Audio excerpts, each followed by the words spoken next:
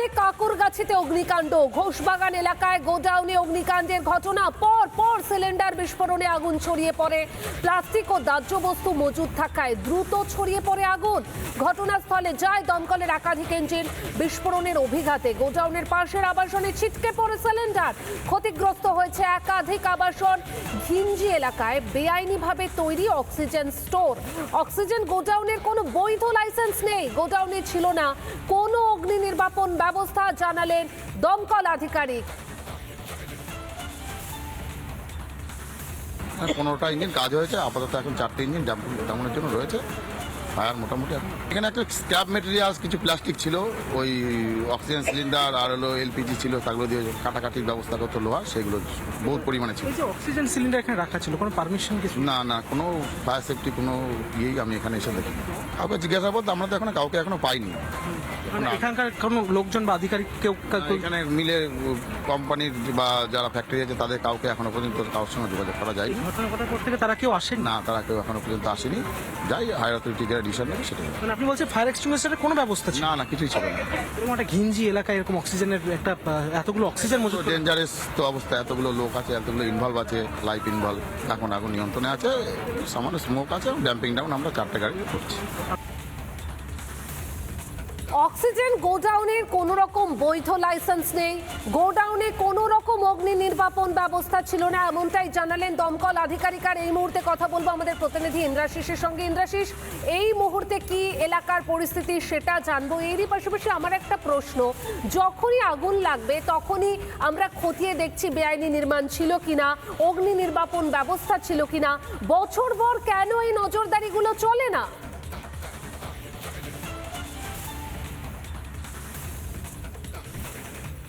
দেখো, সেটাই কিন্তু প্রশ্ন, যে বছরভর কেন এই নজরদারিগুলো চলে না, এটাই কিন্তু এখন বিস্তর প্রশ্ন। দমকল আধিকারিকের পক্ষ থেকে যেটা জানানো হচ্ছে, এখানে যে অক্সিজেনের স্টোর রুম রয়েছে সেখানকার কোনো রকম ফায়ার এক্সটিংগুইশারের ব্যবস্থা কিন্তু ছিল না, এবং সেই কারণেই কিন্তু এই ভয়াবহ রূপ নেয়।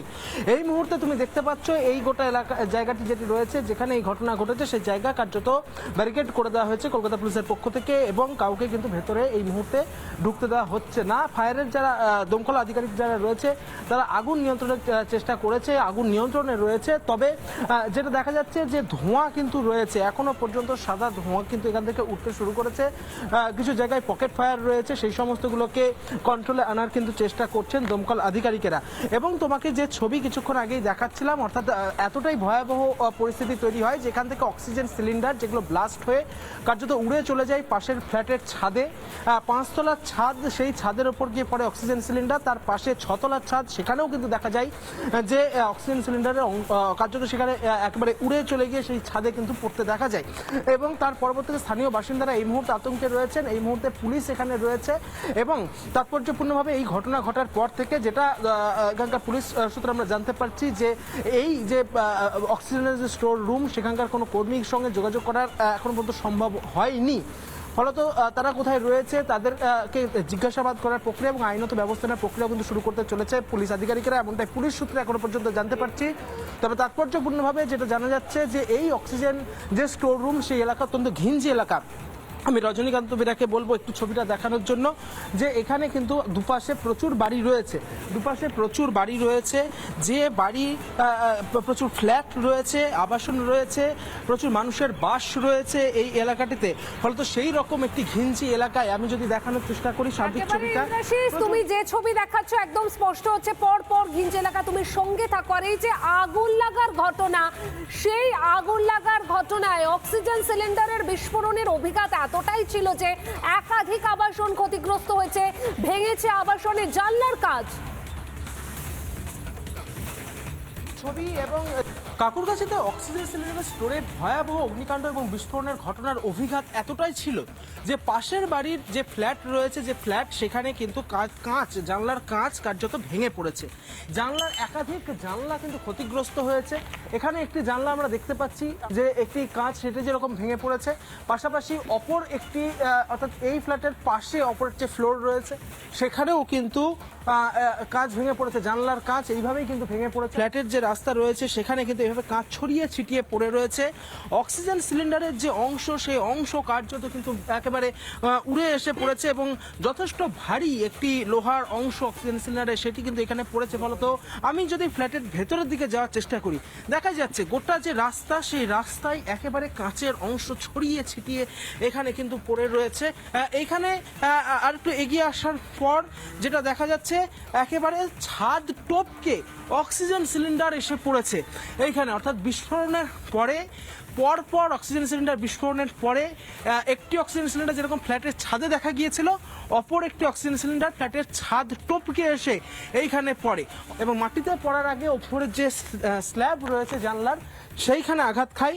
সেই স্ল্যাবের অংশ এইভাবে কিন্তু ভেঙে পড়েছে। ভেতরের দিকে ঢোকার চেষ্টা করছি একটি ফ্ল্যাটের, যে ফ্ল্যাটের থেকে যেটা দেখা যাচ্ছে যে এখানে কিন্তু ফ্ল্যাটের যে জানলার কাঁচ, অর্থাৎ ভেতরে যে জানলা রয়েছে, সেই জানলার কাঁচের অংশ কিন্তু ভেঙে পড়েছে।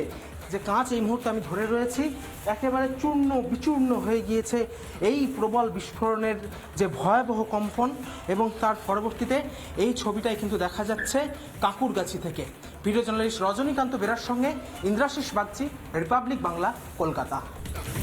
দেখলেন আপনারা, আবাসনের জানলার কাঁচ ভেঙে তছনছ। শুধুমাত্র জানলার কাঁচই নয়, আবাসনের ফ্ল্যাটের ছাদে উড়ে এসেছে অক্সিজেন সিলিন্ডার, আর এখনো পকেট ফায়ার চলছে। ঘটনা এবং মুহুর্মুহু বিস্ফোরণের ঘটনা ঘটেছে ঠিক সেই এলাকাতে আমি রয়েছি। আমার ঠিক উল্টো দিকে দেখা যাচ্ছে যে এখনো পর্যন্ত আগুন জ্বলতে কিন্তু দেখা যাচ্ছে, দিকে দিকে আগুন কিন্তু জ্বলছে, অর্থাৎ পকেট ফায়ারিং সেগুলো কিন্তু এখনো পর্যন্ত কন্ট্রোল করতে পারেনি দমকলের আধিকারিকেরা। এবং এই অগ্নিকাণ্ডের ঘটনার পরে একাধিক বাড়ি কিন্তু ক্ষতিগ্রস্ত হয়েছে। ঠিক যেখানে এই ঘটনা ঘটেছে তার ঠিক ঢিলছোড়া দূরত্বে একটি ফ্ল্যাটের ছাদে আমি এই মুহূর্তে রয়েছি। আমার ভিডিও জার্নালিস্ট রয়েছে অপর একটি ফ্ল্যাটের ছাদে। গুনে গুনে দেখানোর চেষ্টা করব যেখানে এই ঘটনা ঘটেছে সেখান থেকে ঠিক কতগুলো ফ্ল্যাট, কতগুলো বাড়ি এই ঘটনাস্থলে রয়েছে যেগুলো ক্ষতিগ্রস্ত হয়েছে। একটি ফ্ল্যাট যেটিতে আমি দাঁড়িয়ে রয়েছি, দ্বিতীয় ফ্ল্যাট অর্থাৎ 2 নম্বর ফ্ল্যাট যেটিতে আমার ভিডিও জার্নালিস্ট দাঁড়িয়ে রয়েছে, পাশে রয়েছে একটি বাড়ি 3 নম্বর, অর্থাৎ এটিও একটি স্টোর রুম, একটি গুদাম ঘর। উল্টো দিকে যদি দেখাই, অর্থাৎ এরকম 1, 2, 3টি ফ্ল্যাট কিন্তু এখানে দেখা যাচ্ছে। আর একটু দেখানোর চেষ্টা করি, এই যে ফ্ল্যাট যেটি সব থেকে বেশি ক্ষতিগ্রস্ত হয়েছে বলে এখানকার আবাসিকরা জানাচ্ছেন, তার উল্টো দিকে রয়েছে অপর একটি গুদাম ঘর। আমার ঠিক উল্টো দিকে যেখানে দেখা যাচ্ছে একটি বাড়ি রয়েছে, 5 নম্বর বাড়ি। যে এলাকাতে এই ঘটনা ঘটেছে এরকমই 5 থেকে 6টি বাড়ি কিন্তু এই মুহূর্তে ক্ষতিগ্রস্ত হয়েছে, ফ্ল্যাট ক্ষতিগ্রস্ত হয়েছে, জানলার কাঁচ ভেঙে পড়েছে, জানলার শেড ভেঙে পড়েছে। এই ফ্ল্যাটের ছাদে কিন্তু এই মুহূর্তে অক্সিজেন সিলিন্ডার উড়ে চলে এসেছে।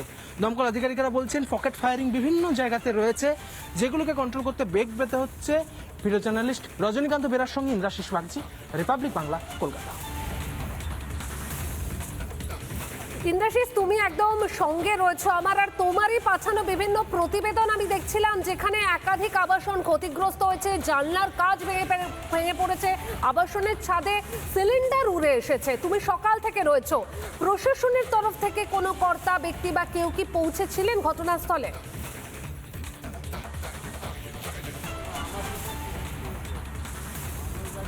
ঘটনাস্থলে এই এলাকার যিনি তৃণমূলের স্থানীয় কাউন্সিলর রয়েছেন শান্তিরঞ্জন কুণ্ডু, তিনি এসেছিলেন এবং তিনি এসে যেটা বললেন যে গোটা বিষয়টি নিয়ে তিনি খতিয়ে দেখবেন এবং স্থানীয় মানুষের সঙ্গে তিনি কথা বলে গিয়েছেন।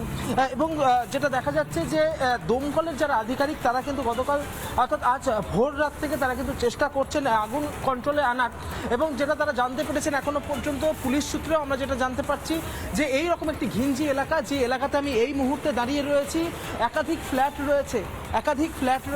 একটি ফ্ল্যাট আমার বাঁ দিকে রয়েছে, দ্বিতীয় ফ্ল্যাট আমার ডান দিকে রয়েছে, তারপরে একটি ফ্ল্যাট রয়েছে। অর্থাৎ গোটা জায়গাটি কার্যত একটি ঘিঞ্জি গলি, সেই রকম একটি জায়গাতে অক্সিজেনের স্টোর রুম করা হয়েছে কোনো রকম লাইসেন্স ছাড়া, এবং সেখানে যেটা জানা যাচ্ছে ফায়ার এক্সটিংগুইশারের ব্যবস্থা অর্থাৎ অগ্নি নির্বাপনের কোনো রকম ব্যবস্থা কিন্তু সেখানে ছিল না বলে এখনো পর্যন্ত পুলিশ সূত্রে আমরা জানতে পারছি।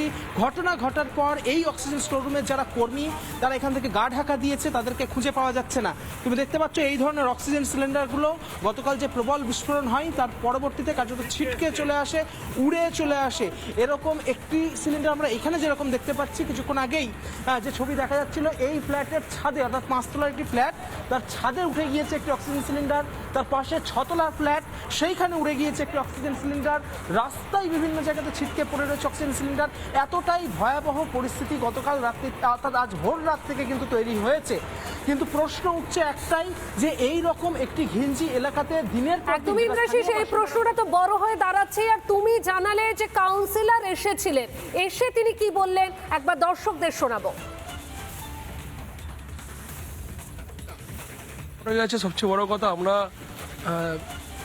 সবচেয়ে তার মধ্যে স্বস্তি আছে যে কোনো মানুষের ব্যক্তিগতভাবে বা কোনো বাড়ির, হ্যাঁ বাড়িগুলো ক্ষতি হয়েছে, কাজগুলো ভেঙে পড়েছে, সারা রাত মানুষ ভয়ভীত ছিল, কিন্তু সেরকম কারখানাগুলোর মধ্যে যা ক্ষতি হয়েছে কোনো বাড়িতে ছড়ায়নি, ব্যক্তিগত কোনো মানুষের ওপর কিছু হয়নি। এটাই এগুলোকে দেখা যাচ্ছে, ফায়ার ব্রিগেড দেখছে কী করা যায়। বাড়িগুলো ক্ষতি হয়েছে বলতে, বাড়ির ক্ষতি বলতে আপনার এই আশেপাশে যে 2টো বাড়ি আছে ওদেরই একটু বেশি ক্ষতি হয়েছে, আর ম্যাক্সিমাম বাড়ির আপনার ওই যে কাছে জানলাগুলো যেগুলো ছিল সেগুলো ভেঙে পড়ে গেছে। বলছে ওদিকেরও আছে, মানে ওই পাড়ার ভেতরে আছে, কন্ট্রোল আছে, ওখানে একটু ধোঁয়া বেরোচ্ছে, এগুলো সেগুলো লাস্ট ওরা দিচ্ছে এবং বিকেল পর্যন্ত থাকবে ভাই, চিন্তা নেই, মানে কন্ট্রোল আছে। ইন্দ্রাশিস, কাকুরগাছির আরো ছবি তোমার কাছ থেকে জানবো। তবে নানা ধরনের কন্টেন্ট দেখার জন্য লাইক করুন, শেয়ার করুন আমাদের ফেসবুক পেজ, সাবস্ক্রাইব করুন আমাদের ইউটিউব চ্যানেল। পাশাপাশি অন্যান্য ব্রেকিং নিউজের জন্য অবশ্যই চোখ রাখুন রিপাবলিক বাংলায়।